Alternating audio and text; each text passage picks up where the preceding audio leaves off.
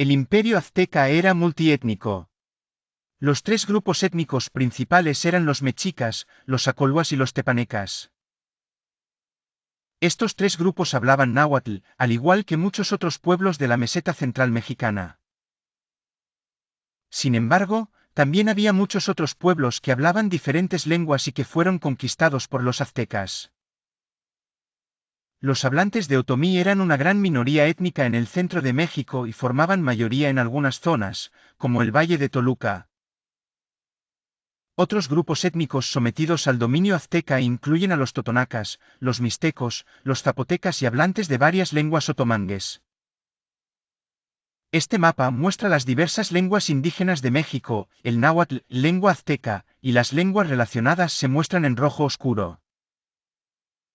En cuanto a las costumbres religiosas y la estructura política, había muchas similitudes entre las culturas de Mesoamérica, pero también mucha variación local.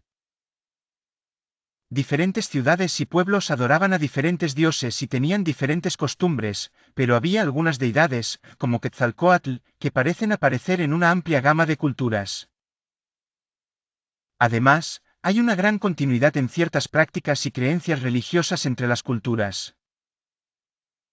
Cosas como la sangría y el sacrificio, la quema de incienso, la importancia simbólica de los jaguares y las águilas, y la representación de la jadeíta /diagonal piedra verde como sagrada son compartidas por casi todas las culturas mesoamericanas.